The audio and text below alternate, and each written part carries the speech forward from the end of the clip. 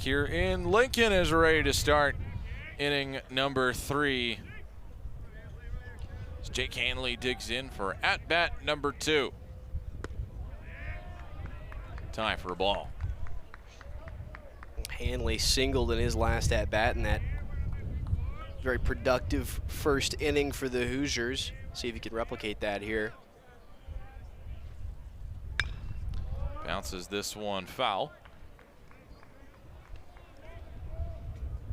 Katsky's looking for a repeat of that second inning instead of a repeat of that first. And the pitch count's elevated. Can't imagine he's going to go long today, but you want to get at least 2 more good innings. Hanley rips this one into right center field. Grigo runs this one down.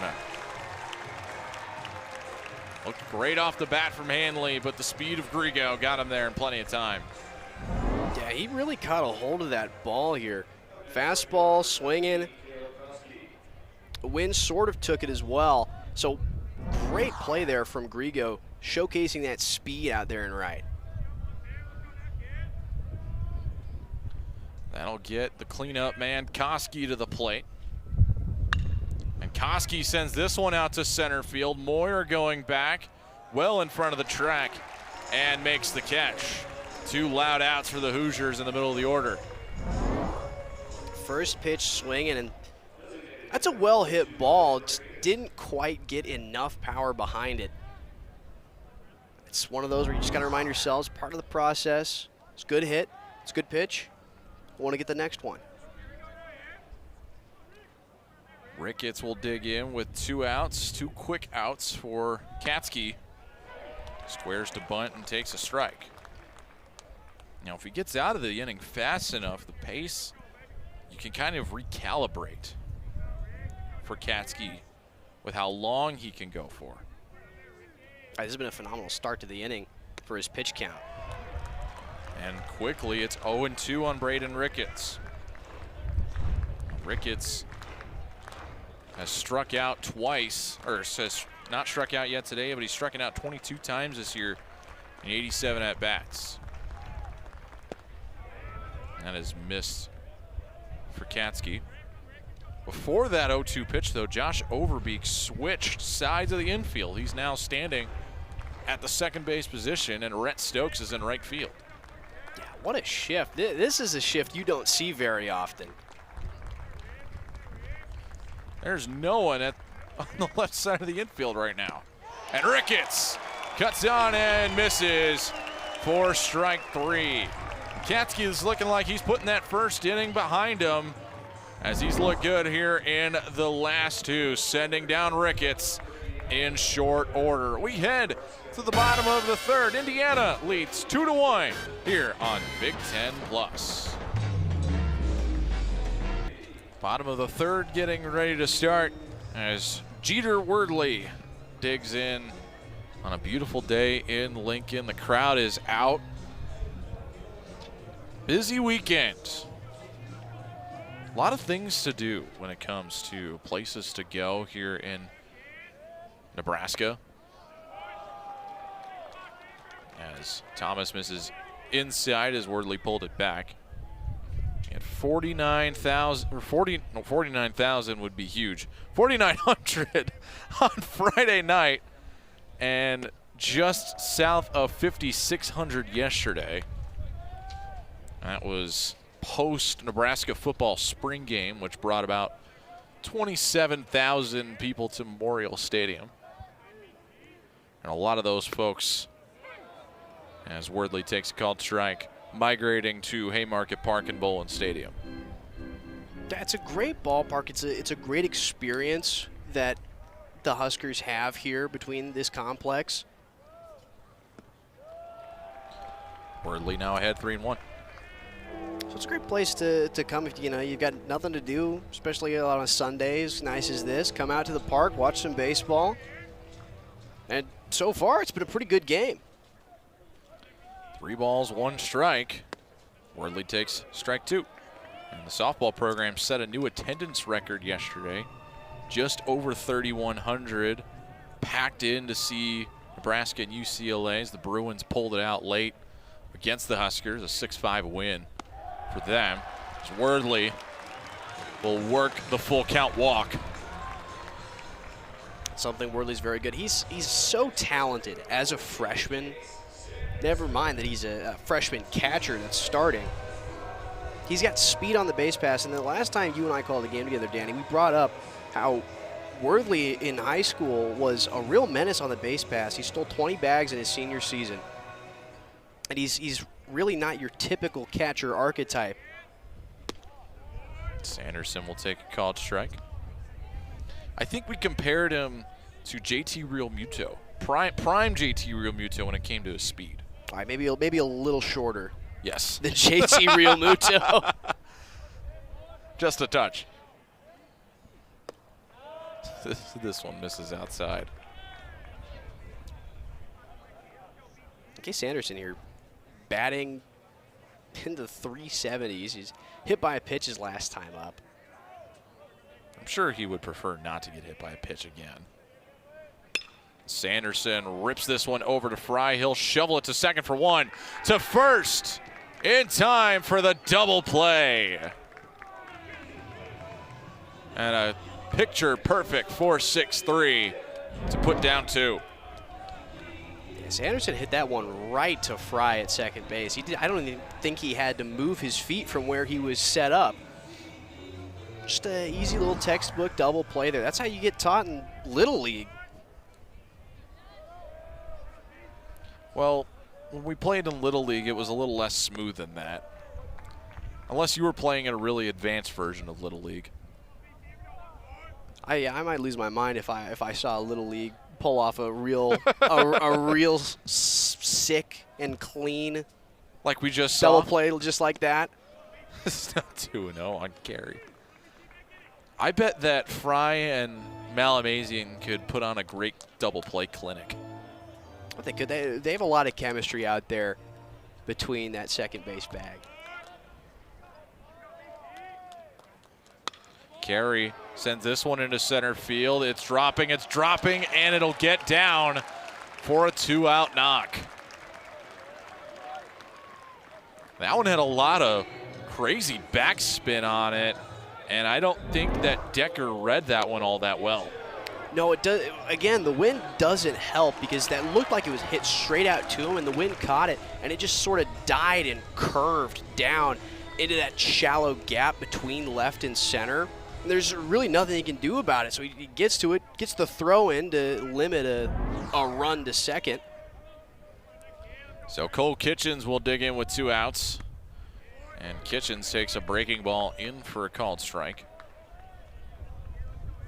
Kitchens started out the season very, very strongly and has kind of tailed off here as conference play has started. Kitchens grounds this one over to third. Oh, and the ball goes into right field. The throw got away from Fry. Carey will stop at third. Huskers get a break.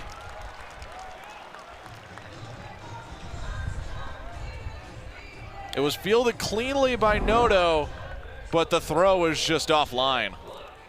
And I think that's just a product of inexperience as a freshman. Trying to get the play in on time to get out of the inning, and he just puts a little bit too much juice on it, loses control, and scoots it right past Fry over there. Thomas has not been thrust into many difficult situations today as Jet Buck takes a called strike. Grounded out in the second. He's a guy who can put a charge into one. 4 home runs this year. Now, a day like today, it's not out of the question for anyone. And Buck rips this one into left field, curling and foul.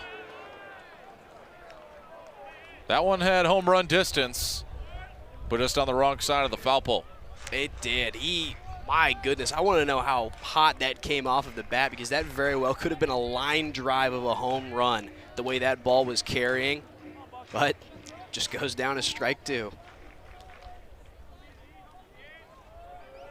And all of a sudden, it's an 0-2 count for Buck. Thomas set and misses for ball one.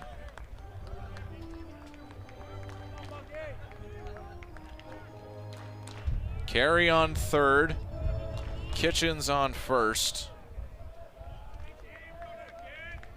And Buck trying to do some damage. This one fouled away. Oh, someone could have made a good catch. Fell right through the hands. This is why you bring your glove to the ballpark. That's exactly why you bring your glove to the ballpark. They should just sell like a inflatable glove that you can get at like a concession stand or something. You should get on that. You get on Shark Tank with that. I Danny. should.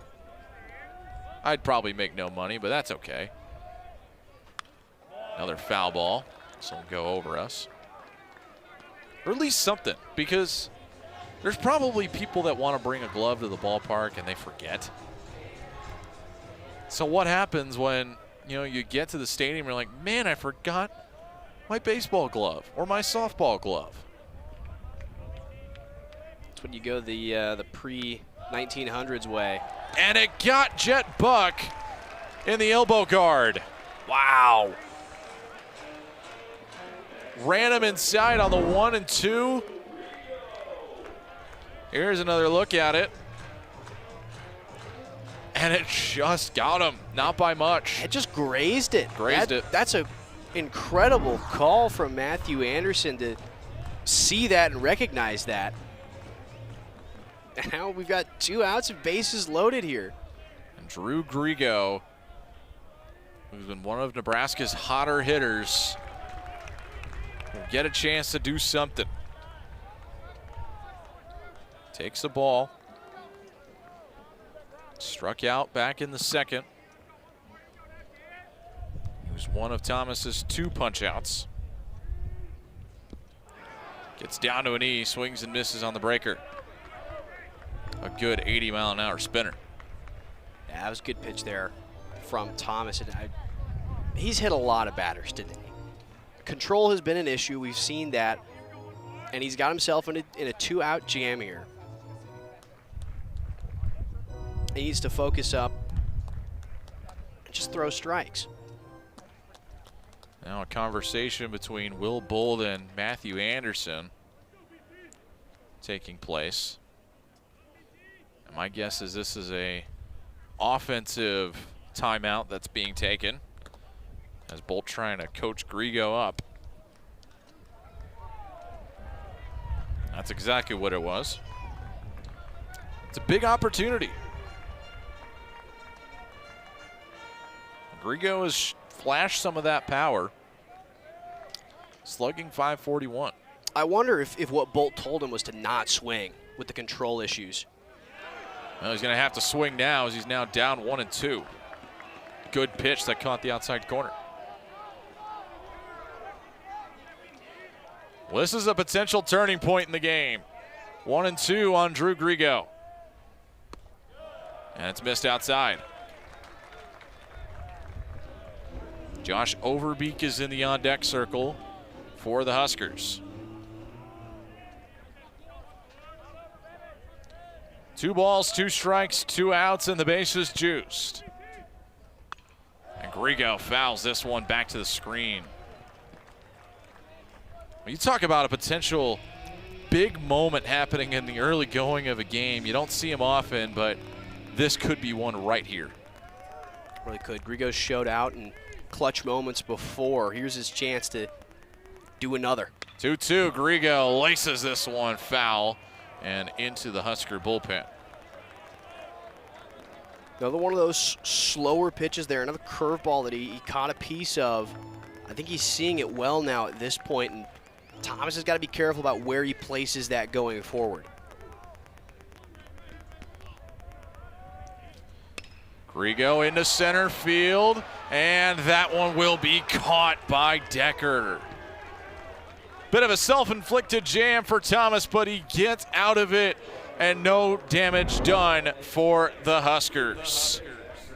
Decker able to shade over to put it away, and a nice double play to get him to 2 outs. Things got dangerous, but the Hoosiers get out of it. We go to the 4th inning with Indiana leading 2-1 on Big Ten Plus.